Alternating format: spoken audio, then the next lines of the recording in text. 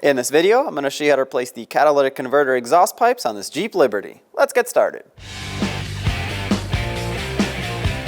I'm going to take down this skid shield here. It has to come down eventually anyway, so I might as well open up some space for me now.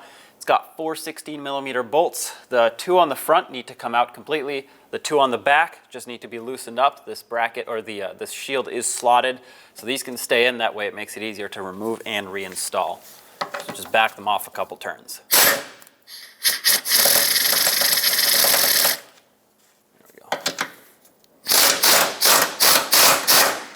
These, however, remove completely.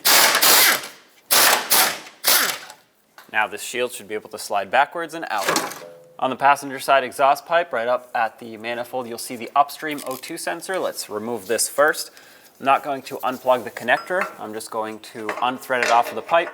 I have an O2 sensor socket that'll slip right on here. Hopefully you have something that fits in here. If it's not an O2 sensor socket, you could use a 22mm wrench. And once you get some leverage on it, turn it counterclockwise and break it free. Hopefully yours is not super stuck on here.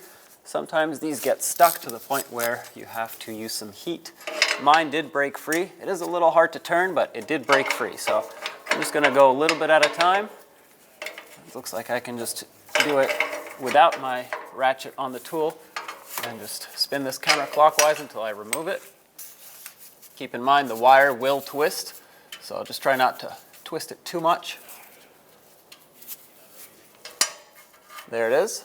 I'm just going to let this hang over here. Be careful of the sensor. You don't want to have it damaged, of course. I might actually just put it right up and over the transmission bell housing here, just so it can sit over there for now.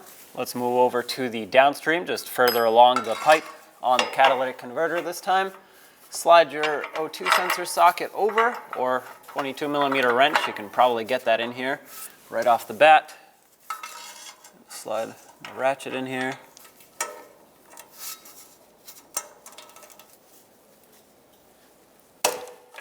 Got that one broken free. That one was pretty tight. I'm gonna switch over to a wrench now that it's broken free. Once again, 22mm wrench is what you can use. Just going to unthread this all the way. A lot easier to use a wrench at this point. Once again, the wire will twist. I'm not going to unplug this. I'm just going to leave it here. So just be mindful of that wire.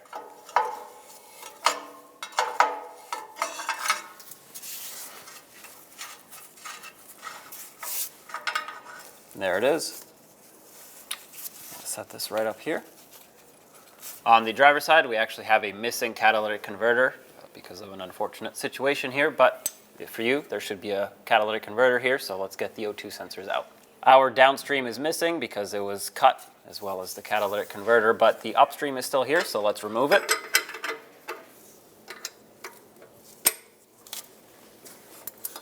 Okay, break that free and remove it the rest of the way.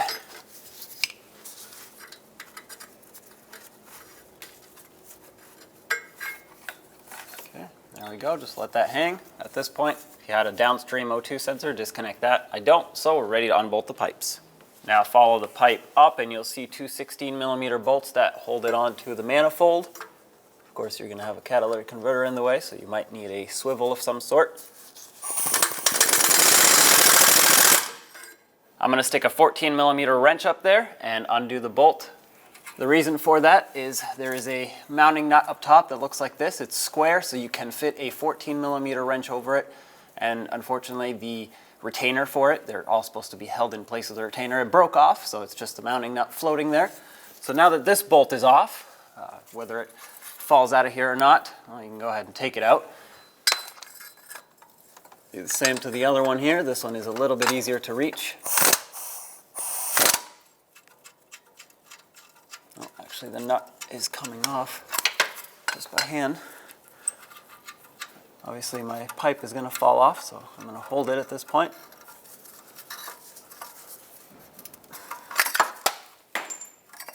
There we go. Let's move over to the other side and do the same exact thing. Unfortunately, we have the same situation where the mounting nut up top is just free spinning.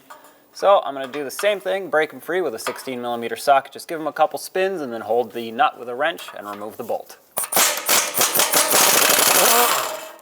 Oh, actually, looks like this one was holding on just enough to be removed.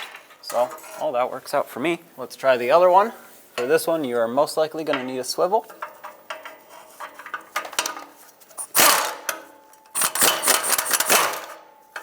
This one's spinning as well. It did break free, but it's just free spinning at this point. Let's see if I can take it off just by hand. Looks like that is a no. Yeah, no, I'm gonna have to hold it with a wrench. That's all right. We'll use a 14mm, just like on the other side.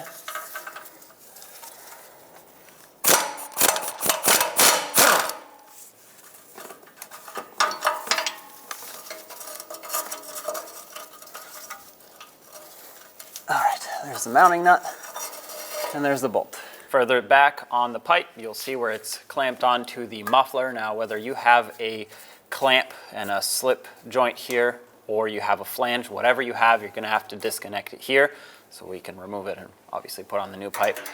My clamp is in poor condition here. Obviously, I wouldn't reuse clamps to begin with, even if they were in okay condition, just because they get stretched out and bent, but we have to remove this. If you have a clamp, it's most likely going to be a 14mm socket, and obviously this one isn't holding on too tight anyway. If I can just loosen it up a little bit, I'll be able to slide it. All right, I'll just slide it over here. I'm going to try to tap the muffler with a rubber mallet while holding this pipe, hopefully separating these two here most of the way. If not all the way, that would be ideal. So let's see what happens.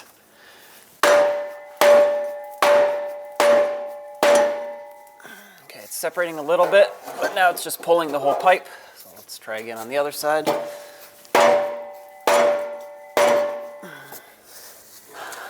Looks like I can push this back quite a bit, which is good. Sometimes working it back and forth can undo that crease. There's a crease at the top here from that clamp. That's what we're fighting. I'm going to use a bungee cord at this point. It's separating quite a bit, so that's good, but I don't want this to fall down. There's no hanger here. There's a couple at the back and one more forward, so just do your best to somehow secure this so it doesn't fall down to the ground. At this point, you want to grab the pipe and slide it back. There's an exhaust hanger that needs to come out right over here. And once that pops out, we'll be able to get this down just like that.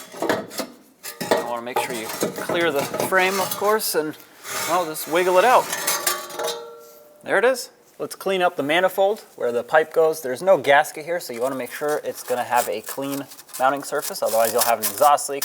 I'm just using some sandpaper and lightly scuffing up all the rust that has built up here. Just go around the whole thing. If you want to use a wire wheel or a little die grinder, whatever you have that'll fit in here, do that. I'm just going to use some sandpaper because mine isn't actually in too bad of condition. All right, wipe it all off. Make sure there's minimal oils and debris on here. Make sure that surface is nice and clean, which it is. So let's do the same to the other side and then put the pipe on. Let's bring the pipe in, up and over this cross member first.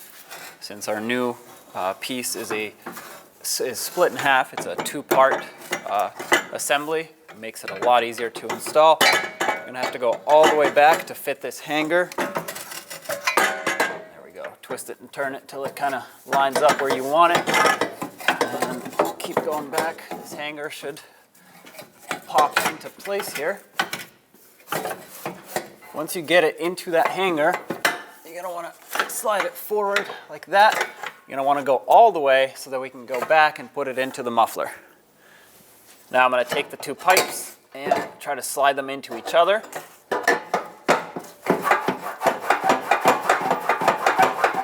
Wiggling them back and forth helps them kind of slide in, and because the muffler and the tailpipe are on hangers, you kind of have some wiggle room. You don't have to match this up perfectly because this will slide backwards or forwards as needed to get enough space here. Now, I did get a marker on this side and marked 2 inches, which is right about here. I also marked 1 inch from the tip of the pipe so that I know how far in it is. That way, when I put my clamp on, I don't want the pipe to be here and I put my clamp here and really it's not doing anything. You don't want to be too close to the end of this pipe. You don't want to be too close to the end of that one. You kind of want it in the middle. So you need some sort of a reference. Now, right about here, I'm about 1 3/4 inches in. So the pipe should be about here. So that's plenty of space for me to put a clamp on. Having said that, let's get one in. I'm not going to tighten it yet. I'm going to slide this clamp on. This is going to be a 2.5 inch clamp. A little bit of a snug fit, but that's good. Get the mounting nuts ready. Before tightening this down, if you wanted to use some exhaust RTV and pack it in there, that can help with exhaust leaks. Okay, once again, I'm not tightening it yet. I just wanted it to be ready to go here. And I'm going to set it up so that it's about halfway between the end of this pipe and the end of my other pipe that is slid in. I'm going to leave it like this and let's bolt up the rest of it. Now bring the pipe up against the manifold here. Try to get this flange lined up. Even if it's not perfect, the bolts are long, so you should be able to at least start them. Start one, then start the other one and get them to basically pull the pipe up. So I have new mounting nuts. I will be reusing the bolts. There's nothing wrong with the bolts. They're a little rusty, but they are in reusable shape. I'm going to get this started. There we go. You're going to have to push the pipe up and kind of hold it in place while you start it. And let's get the other one started as well. Might have to twist that flange. Okay. This was the more difficult one to get to on the mounting nut side, but I think I can sneak it up here. Now obviously if you still had your original hardware, the mounting nut at the top should be held in place with a little bracket, so you shouldn't have this problem of trying to get them to stay there. Once you get it threaded on a little bit, then should be good to tighten up these bolts. Once again, make sure that flange is seated. There's no gasket that goes in here, so a perfect seal is absolutely necessary. I'll try and get a wrench up here to hold that mounting nut in place and tighten up the bolt.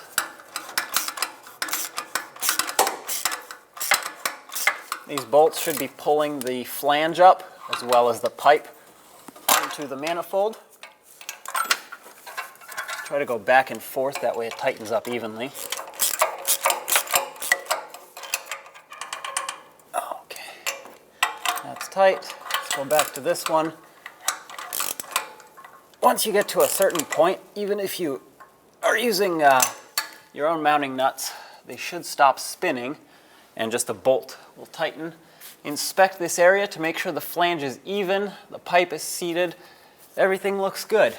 Now let's get the other side pipe in. I'm going to stick it up onto the manifold first and then meet it up, join it up with the other half of the pipe here. And you'll have to wiggle it and push it in until it's mostly seated. Now once it is, don't go all the way in because you have to line it up with the manifold, which that just fell into place. So at this point we're going to have to get some hardware to secure it there. Not completely tightened yet because you want to make sure that everything is seated, but at least if it's secured on this side, you can then position it on the other end. Grab a bolt and replace any hardware that is in poor condition. Get that mounting nut over. If you can just start it on a couple threads, it should hold on. I'm just going to snug this one up a little bit. I wasn't able to get it on too much by hand, and I want to make sure it's actually holding on. All right, I got one started. Not going to tighten it. Let's get the other one started as well. Get this one as close as you can by hand, because the less this moves, the better of a chance you have of lining up the other. And get the bolt through. This was the more difficult mounting nut to access on the top. So hopefully your original one is still there.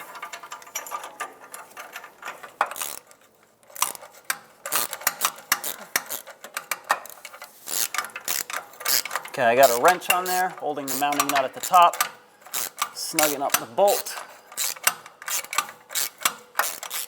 As I snug this up, the pipe should get pulled up onto the manifold, so make sure that actually happens. Now that they're both started, let's tighten them up and then we'll torque them. The torque for these is 20 foot-pounds. Okay, before I get it extra tight, let's go back to this one so that we can put even pressure.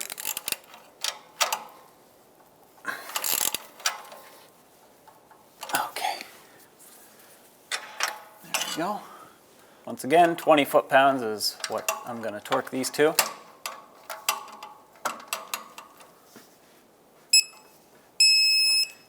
That's one. And the other one, you want to make sure that that flange is even when you do this.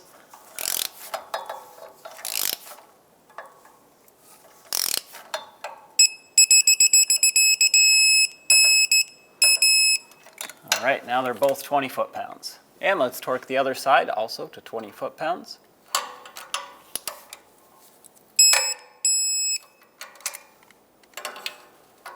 I know there is a swivel involved here, but it's not swiveling much, and it's the best I can do.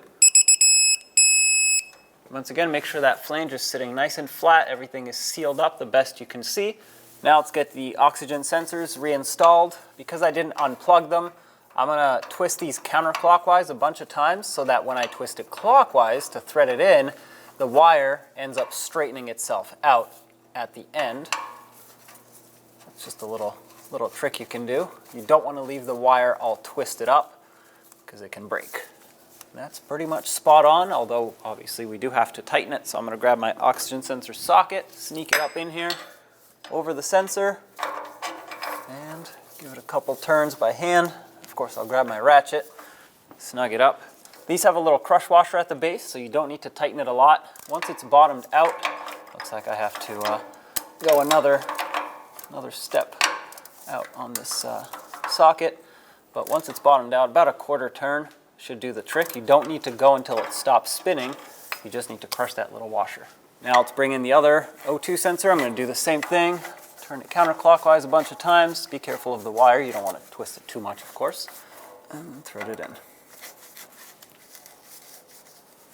All right, perfect. Let's grab a wrench. This one I'm going to tighten up with my 22mm wrench just because it's going to be a lot easier to reach. Once again, doesn't have to be extremely tight, just has to be snugged up. All right, right there is perfect. That washer is crushed, so let's move on. Let's get this O2 sensor back in. This is the one that wasn't here for us. Do the same thing, turn it counterclockwise a bunch of times, and let it fall into its threads. Turn it back in here. Okay, let's tighten this up. This one's out in the open, so a wrench is going to do just fine. Tighten this one. There we go, snug that. Make sure the wire is not in the way of the drive shaft here. Clip it onto anything if you wish to do so, but just naturally it should pretty much go and follow the shape of the transmission here. All right, last O2 sensor. Once again, same thing. Turn it counterclockwise, get that wire twisted the other way, and then let it thread in the right way.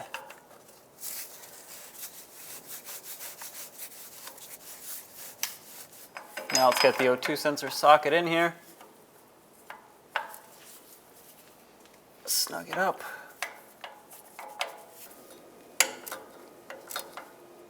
All right, that's nice and snug.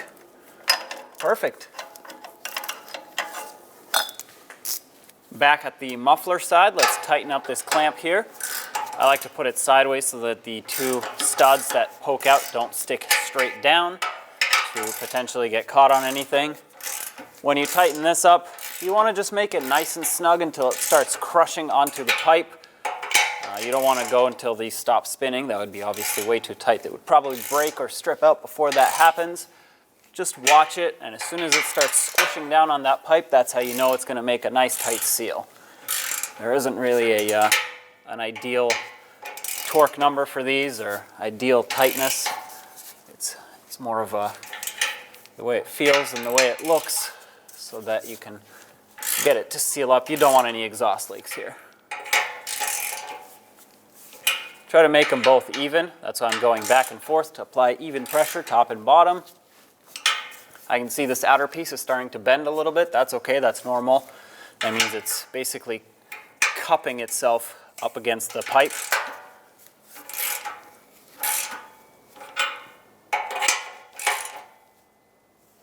That's tight.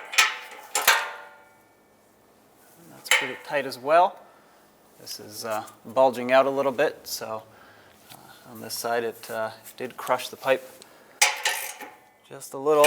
That looks perfectly fine. Obviously this doesn't move. If you have it tight and it still moves, it's not tight enough, or something's not seated right here, but this looks good, so let's move on to the other clamp. And now the pipe at the front here, where the two halves meet. Clamp this down as well.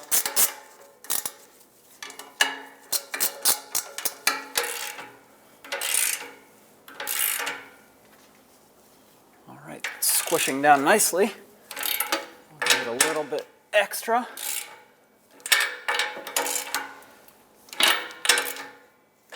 Perfect. Now let's get the skid plate reinstalled. Slide it into the front here, but also into the back at the same time. Push it forward. That's perfect.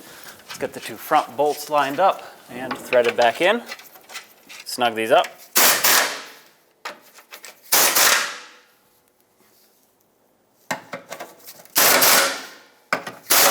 20 foot-pounds for all 4 of these.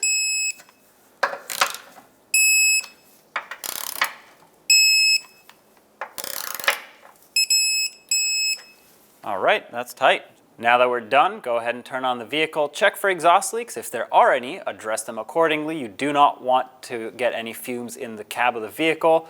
So at this point, if all checks out, you're good to go. Job is done. When only the best will do, demand TRQ. The only company that lets you view before you do. TRQ is committed to offering the highest quality aftermarket auto parts that are engineered for peace of mind. Thanks for using and viewing with TRQ.